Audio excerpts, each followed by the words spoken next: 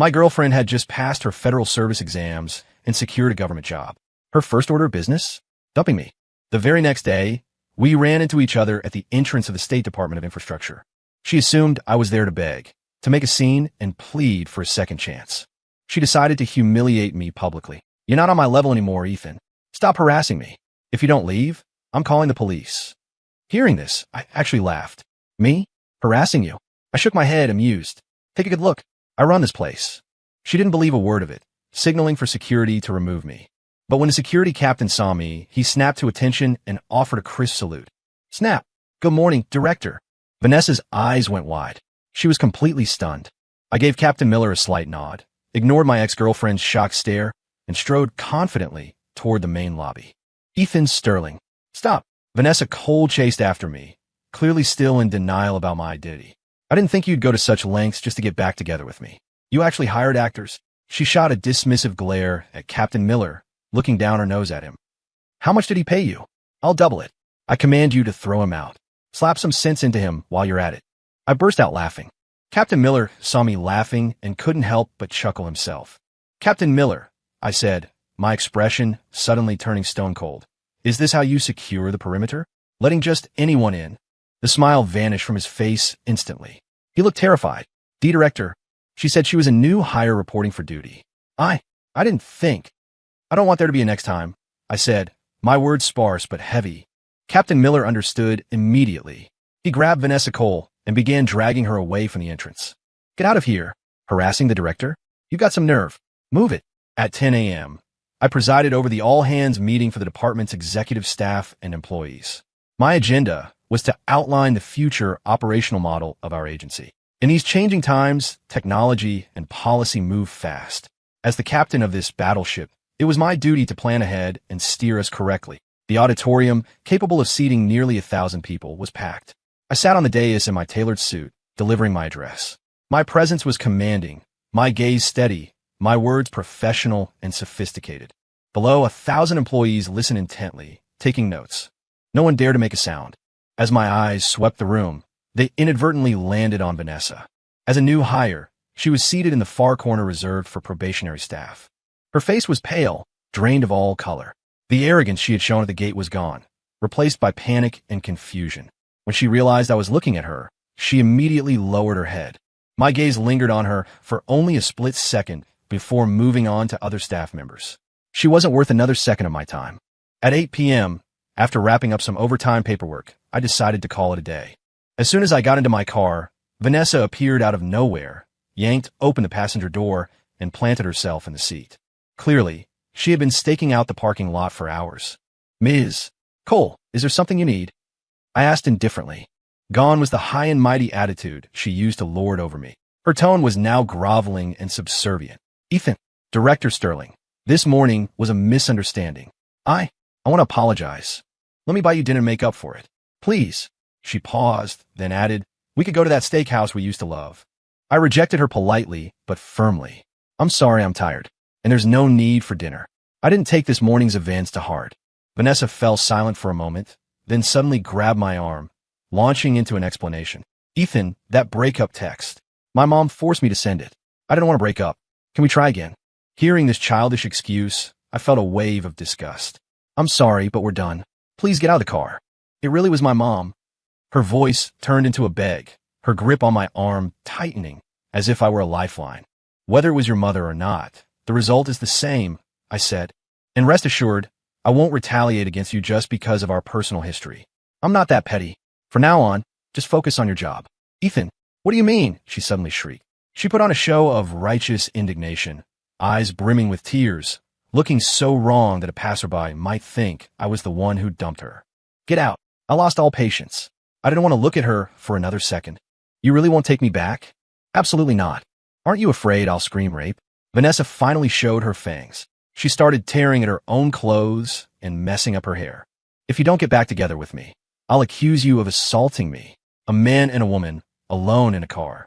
Let's see you talk your way out of that. My eyes went cold. If there's one thing I hate, it's being threatened. Do you have any idea of the consequences of framing a senior executive service official? Is a senior executive that special? Vanessa sneered like an idiot. How big of a deal is it? How much power could you possibly have? I was speechless. She had absolutely no concept of the hierarchy. Usually, a bureau director is a GS-15 level position, but our agency is critical infrastructure, meaning I hold a senior executive rank, equivalent to a state commissioner. It's a massive leap in authority. Her threats were like a minor league player challenging a Hall of Famer. I stopped engaging with her and simply pulled out my phone, dialing a number. I'm ordering you to get to the agency parking lot in 10 minutes. 9 minutes later, Vanessa's direct supervisor, Division Chief Leonard Vance, arrived in a panic. He was disheveled, still wearing his pajamas under a coat. This employee is your subordinate, correct? I asked. She's currently refusing to leave my vehicle and causing a scene. What is her objective? How exactly are you running your division, Leonard? With just a few words, I had Vance sweating bullets. He bowed apologetically to me, then ripped open the passenger door and slapped Vanessa across the face. Vanessa Cole, if you have a grievance, you bring it to me. You don't bypass the chain of command and harass the director. Get out of the car. Vance dragged her out, then personally closed the door for me and even wiped a smudge off the window. I hit the gas and drove off. I thought that would be the end of it, that Vanessa would realize her position. But I underestimated the shamelessness of human nature. The next day, Vanessa, apparently having lost her mind, barged into my office and spoke directly. Director Sterling, I want a transfer. I've asked around. The logistics department has no room for promotion. I want to go somewhere else. I feel the procurement division would suit me. Hearing her audacious demand, I shot it down instantly. On what grounds do you dare ask this? Do you have the seniority? Do you have the capability? Vanessa replied without a shred of shame. On the grounds that I slept with you for years. Is that qualification enough? A flash of ruthlessness crossed my eyes. I slept with you? During the years she was studying for her exams, she ate my food, lived in my house, and spent my money. I paid for everything down to her feminine products. Relationships are supposed to be mutual, but in her mouth, it sounded like a transaction. Perhaps. She always viewed it as one. Get out. I pointed at the door, my voice icy. Vanessa didn't move. Instead, she deliberately hiked up her skirt and pulled down her neckline. Ethan, I know you still crave my body. Stop pretending to be noble. How about right here? Hearing her absurd confidence, I laughed. I crave her? Where did she get this confidence? I picked up the red phone and summoned my executive secretary. My secretary is stunning, professional, and 10 times more attractive than Vanessa. Usually, a woman gets jealous of someone slightly prettier. But when faced with someone leagues above them, jealousy turns into pure inferiority. Using a more beautiful woman to deal with a woman. That's a tactic I've learned from years in politics. As expected, the moment my secretary walked in, Vanessa became flustered. She couldn't compete. She fled the office in a panic. That afternoon, Leonard Vance, the logistics chief, came to my office. He cautiously asked if Vanessa had come to see me about a transfer. I didn't speak. I just nodded. Director, this is my failure. I thought slapping some sense in her last night would be enough. I didn't realize she was this stubborn to dare propose such outrageous conditions to you. Leonard Vance swore up and down. Director, please rest assured, I will handle this. I remained silent for a moment before finally sighing. Leonard, she's just a rookie. It's normal not to understand the rules of the bureaucracy. Occasionally making a mistake is worthy of forgiveness. I paused. You handle it as you see fit. On the surface, it sounded like I was pleading for Vanessa. In reality, the phrase, handle it as you see fit, was loaded with implication. Leonard, being a veteran of the system, immediately grasped my true intent. I didn't want it to look like I was engaging in personal retaliation. Poor Vanessa. She didn't understand the game. She thought she could use a dead relationship to blackmail me for benefits. She didn't realize that a few casual words from me could determine the trajectory of her entire life. A few days later, Vanessa was forcibly transferred by Leonard to a remote field office in a rural township. Leonard didn't report this to me directly. I heard it from my secretary. I chose to remain silent. A few days after that, I approved Leonard's promotion request. He was 40, stuck at mid-level management. It was time to bump him up. A month later, I began my push for a higher clearance and a move into the state cabinet. I wasn't satisfied with just being a director. My next goal was the inner circle of state leadership. However, right as I was preparing, a scandalous rumor started circulating in the agency. Vanessa was pregnant, and it was mine. The rumor painted me as a deadbeat who knocked her up and then abandoned her. To make matters worse, Vanessa's mother, Brenda Cole, stormed the agency. She was a classic Karen, screaming, rolling on the floor, and publicly cursing me out. Brenda's appearance inflicted serious damage on my reputation. I knew her type, a shrew who would fight with the sky, the earth, her husband, and the dog. Engaging her was a losing battle. So I stayed in my office, avoiding direct conflict. However, years of political maneuvering told me this wasn't simple.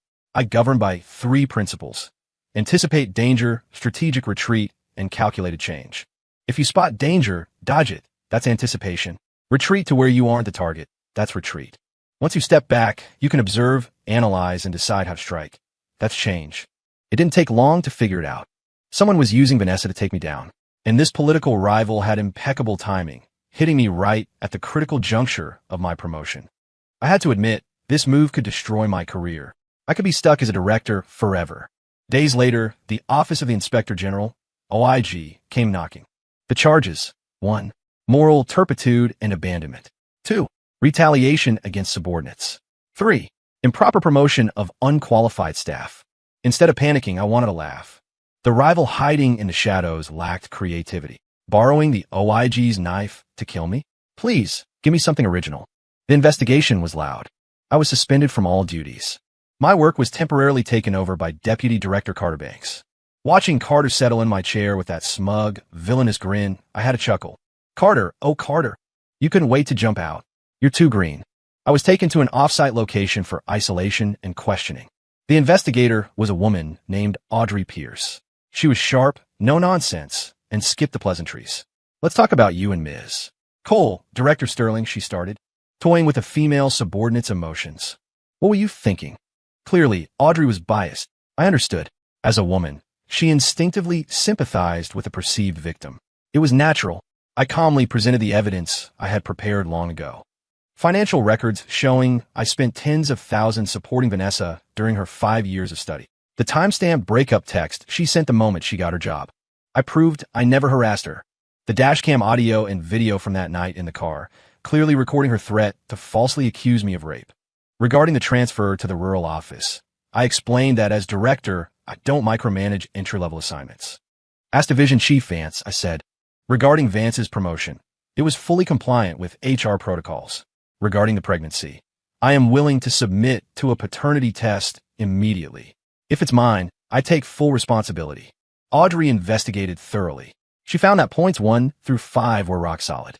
After the 6th point, Audrey brought Vanessa in for questioning and demanded a paternity test. Vanessa stuttered, evaded, and refused to answer. Audrey wasn't stupid. She saw the guilt written all over Vanessa's face. In an instant, her sympathy vanished, replaced by the anger of being played. On a warm morning, my suspension was lifted. Audrey drove me back to the agency herself. In front of many staff members, she apologized. Director Sterling, I'm sorry. The OIG misjudged you. I thought you were a scumbag. I apologize. She bowed repeatedly. I smiled, waved my hand, and offered her a piece of advice. Agent Pierce, in this line of work, until you know the whole truth, you must learn to hide your emotions. Be impartial, fair, and unbiased. I believe if you can master that, with your capabilities, you'll go very far. Audrey nodded, taking it in. Before she left, she asked the question that had been bugging her. I still don't get one thing. Why did you hide your identity as the agency director from your ex-girlfriend? I didn't have to answer. The investigation was over. But to satisfy her curiosity, I told her the truth. Because I wanted a pure love, untainted by interest or status. I thought that when she got her job, she'd come to celebrate with me, to dream about our future. Instead, I got a breakup text. Clearly, I lost that bet. Human nature cannot withstand testing. Hearing this, Audrey fell silent. I returned to my post. Deputy Director Carter Banks reluctantly vacated my chair. Before leaving, he offered some fake congratulations. I played along, thanking him for holding down the fort. But internally, the counterattack had begun. The rumor about the pregnancy? That was him. Vanessa's mom storming the office? His idea. The OIG report? Obviously him. Oof. You think you can challenge me? Old man, you're too soft. I was ready to draw my sword, and when this blade comes out, it draws blood. A few days later, the head of procurement suddenly applied for early retirement due to health reasons. The old guy didn't want to retire. I simply gave him one sentence. Know when to walk away with your winnings. He tried to argue, turning red and claiming I was slandering him. I didn't speak. I just laid out the evidence of the kickbacks he'd been taking for years. He collapsed into his chair, paralyzed with fear. With the procurement chief position open, a storm brewed in the agency. We handle massive infrastructure projects. That seat is a goldmine. Everyone wanted it. Yet, overruling all objections, I did the unthinkable. I appointed Deputy Director Carter Banks to concurrently serve as the acting head of procurement. Carter was visibly flattered, perhaps even overwhelmed. Or maybe he knew I was setting him up. At our level, there are no idiots. We are all thousand-year-old foxes. We don't play fairy tales. We play poker with our cards face up. I'm digging a pit. Are you going to jump? Eventually, Carter jumped in. I laughed. Old man, you really are too green. A few days later, Senator Caldwell, my old mentor, called and invited me to dinner at his home. I owed my rapid rise to the senior executive level to his patronage. Honestly, I didn't want to go. I was swamped with major projects, but I couldn't refuse him. Plus, his wife made incredible pot roast. I was a little hungry. After clearing my desk, I arrived at the senator's house just before 7:00 p.m. Besides me, there were two other guests, both women. One was in her 50s, radiating an aura of authority. I didn't know her, but she looked familiar. The younger one I knew, Audrey Pierce from the OIG. We had crossed paths several times since the investigation. During dinner, I tried to subtly fish for information. Who was Audrey's mother, this older woman? But whether it was the senator, Audrey, or the woman herself, they were tight-lipped. They wouldn't tell me a thing. I let it go. If they weren't talking, they had their reasons. The atmosphere at the table got weird.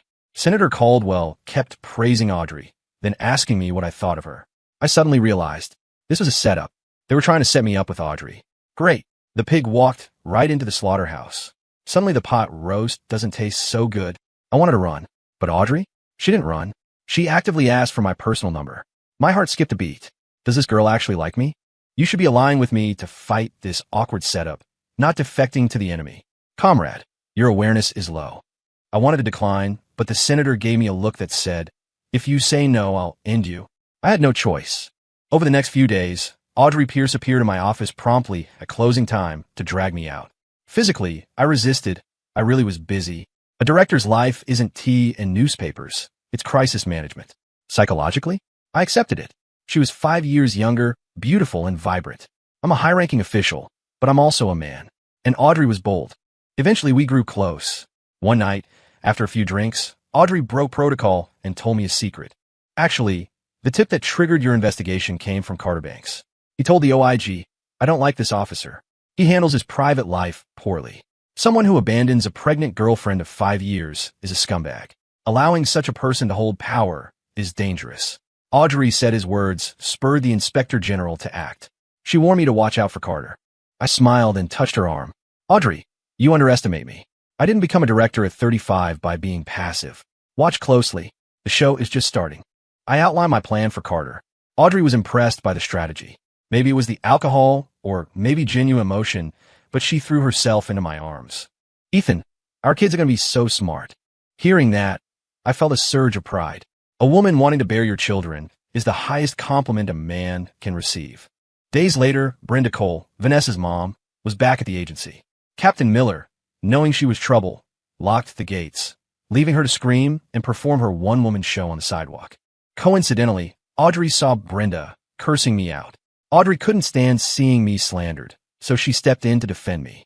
But Audrey grew up privileged. She had never encountered this kind of raw, low-class malice. Brenda, a master of rural warfare, reduced Audrey to tears in seconds. When I heard, I rushed out to comfort Audrey and issued a final ultimatum to Brenda. If you want your daughter to keep her job, stop now. Otherwise, the consequences will fall on her. I admit, it was emotional, but a man who won't defend his woman isn't a man. That's my bottom line. Brenda ignored the threat and turned her vile abuse onto Audrey, calling her a homewrecker, a slut. I was about to go nuclear when a car pulled up.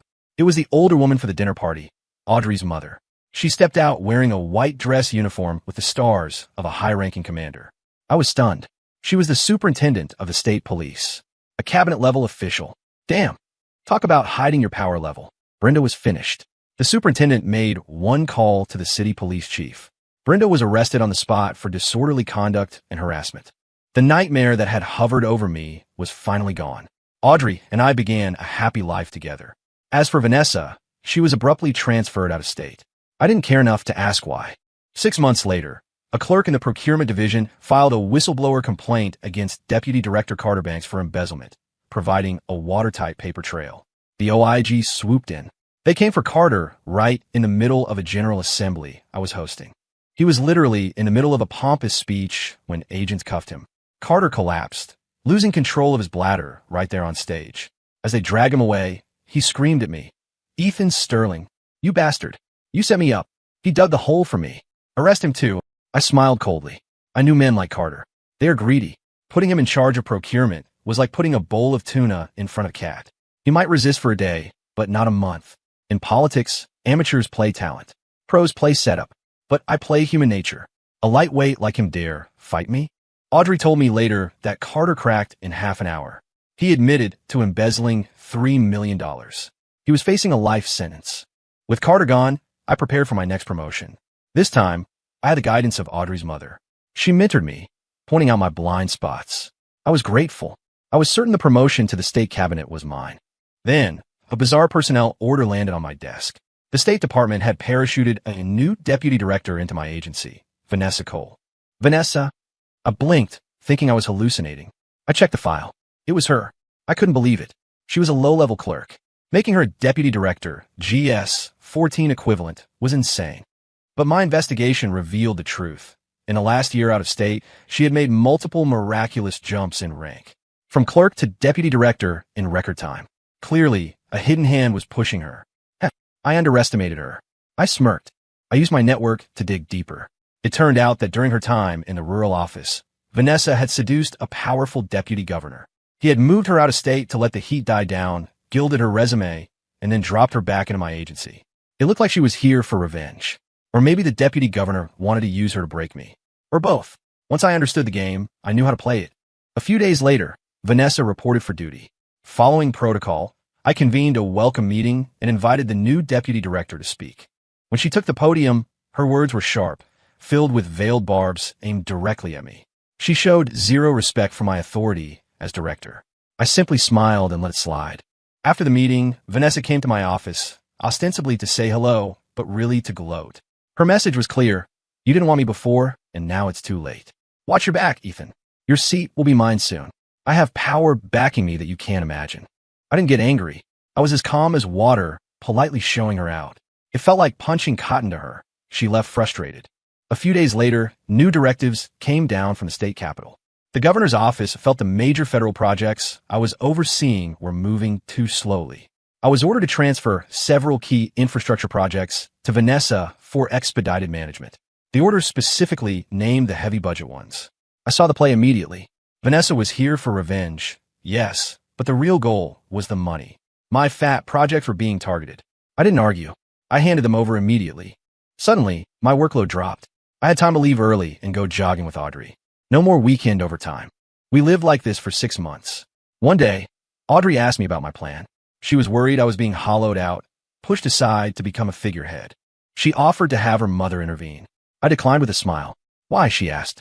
I quoted a line from an old movie, "Give them enough rope." 6 months later, a major safety catastrophe occurred at one of Vanessa's key project sites. It was all over the news, a massive scandal. The State Ethics Commission and the OIG descended on the agency. The target, naturally, was Vanessa. She was the project lead. The investigation was swift. The cause was clear. Vanessa had illegally cut safety budgets to siphon off funds. She confessed that she did it under the instruction of her patron, the deputy governor. Cutting safety meant pocketing millions. Vanessa had taken a sizable cut, but the bulk went to the deputy governor. It was simple after that.